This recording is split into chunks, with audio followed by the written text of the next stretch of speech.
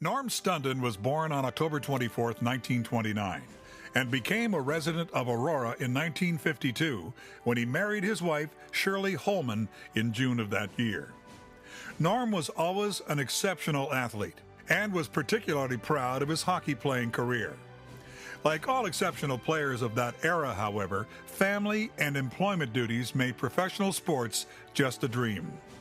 His family recounted the major highlights of his sporting life for us, and they should know, because sport was clearly an important part of the Studen family.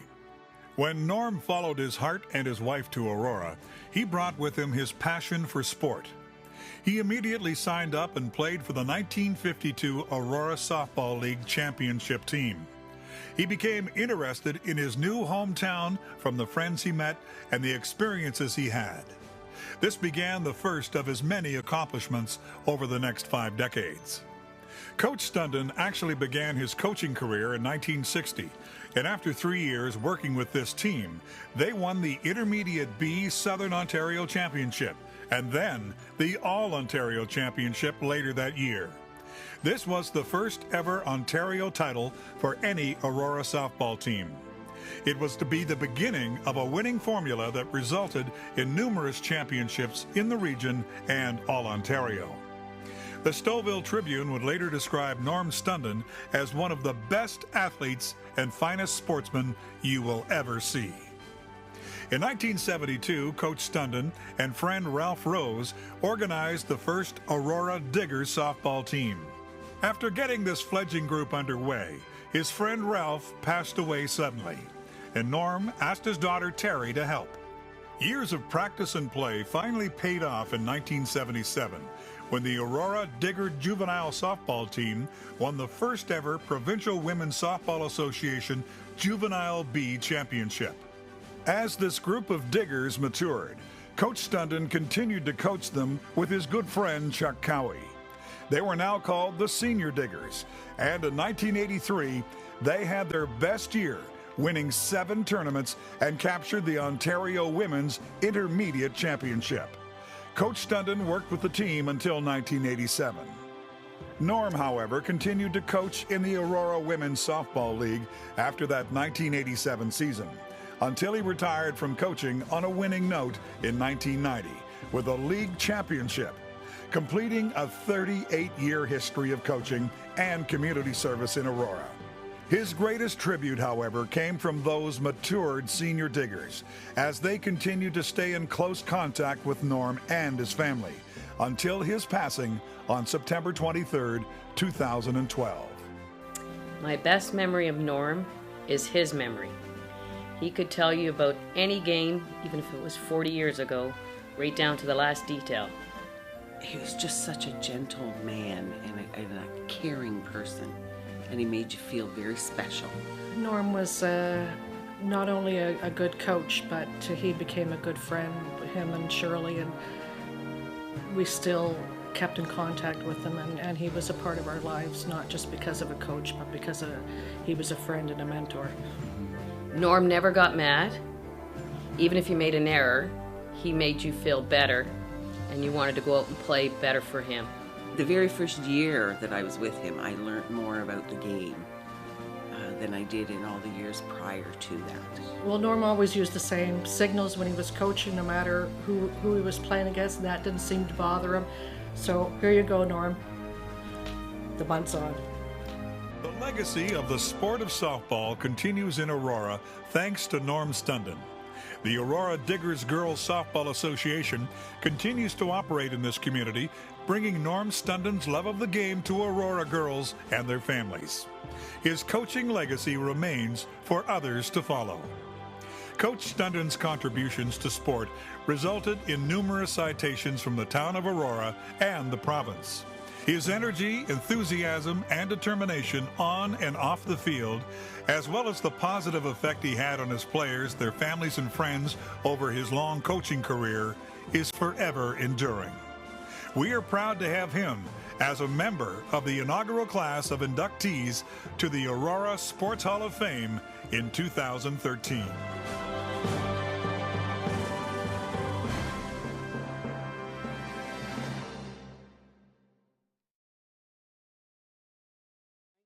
Ladies and gentlemen, it's my pleasure to introduce the presenter, Terry Smith, Norm's daughter and coaching partner, and the presenting sponsor, Jack Lorian, president of the Aurora Rotary Club of Aurora, the Rotary Club of Aurora, and I invite both to the podium to assist in the induction. What a nice night this is. I'm really enjoying myself. I'm a little bit different as a presenter tonight because I'm speaking to you about my father, Norm. And so I wasn't sure just what I would tell you, but I decided I would give you the personal side of growing up with Dad. So I'm going to read this just so I don't miss anything. Dad was born and raised in Richmond Hill, and he was one of 4 children. When he was in grade school, he was so clever that he skipped 3 grades and entered high school at age 11. He didn't graduate high school, but quit to get a job to help out at home. He landed a job at the local newspaper called the Richmond Hill Liberal.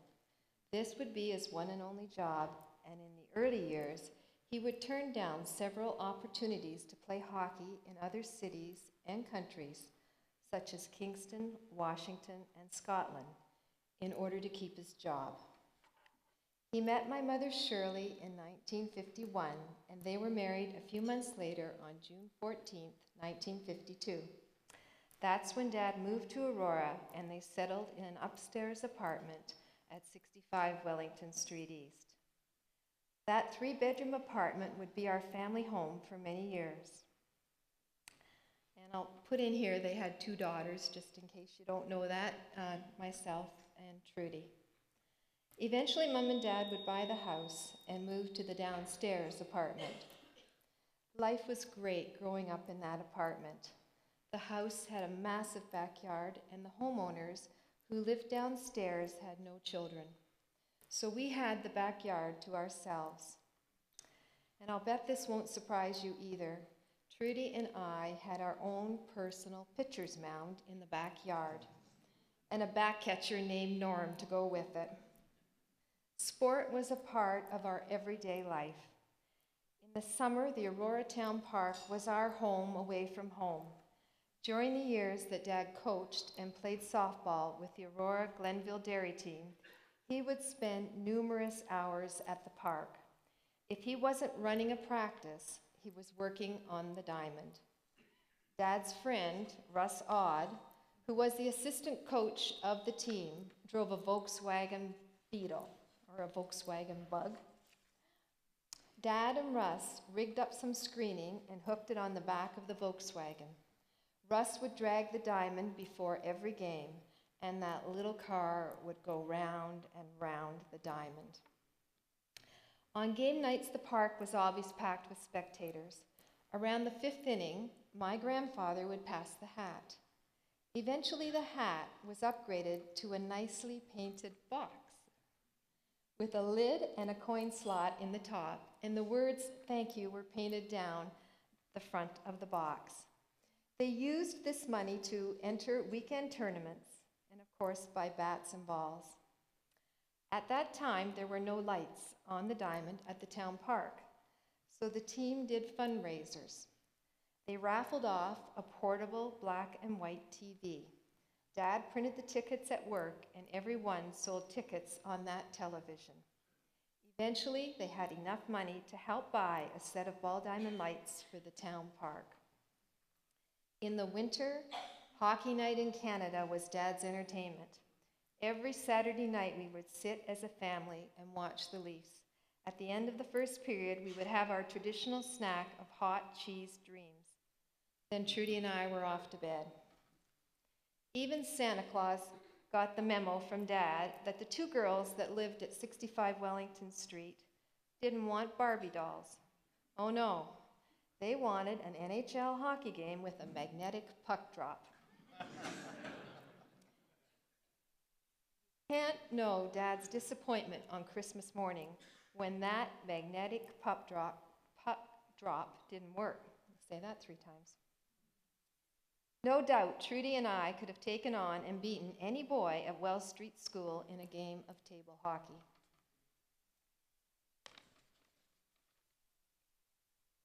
Dad used to say we gave him his gray hairs, but honestly, I think those Digger girls may have given him one or two as well.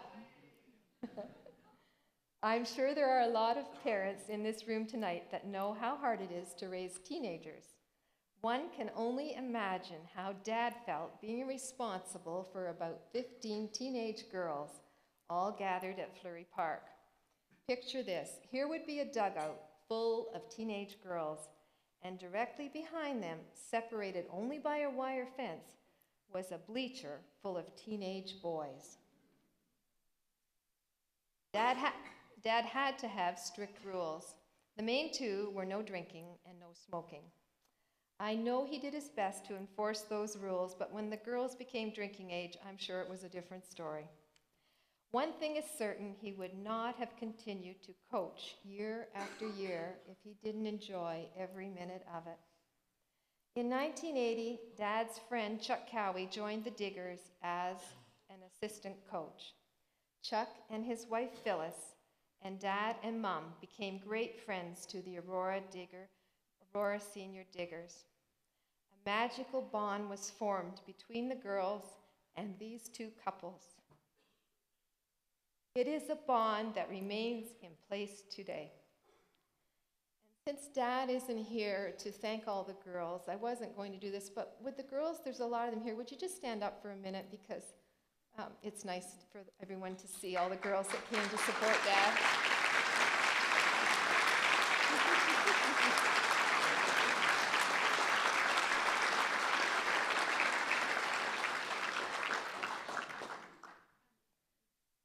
So I am proud to present 2013 Aurora Sport Hall of Fame inductee Norm Stunden's wife, my mother Shirley, and Trudy, my sister.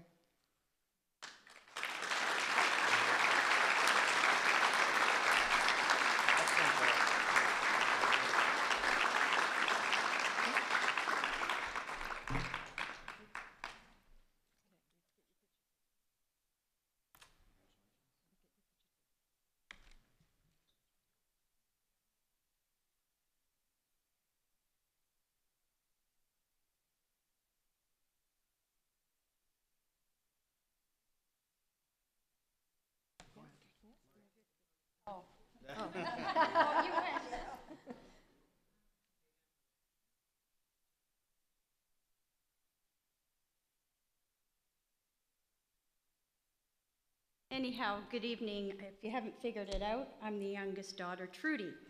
First of all, I would like to thank my sister Terry. I think she did a wonderful job, and I know my dad would be so proud.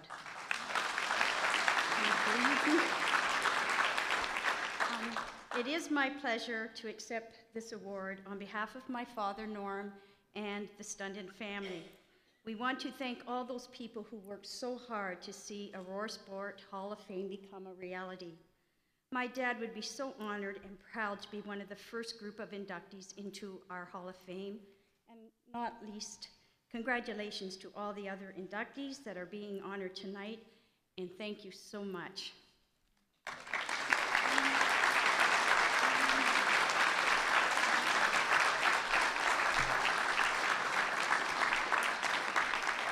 Ladies and gentlemen, I present to you posthumously inaugural inductee Norm Studen.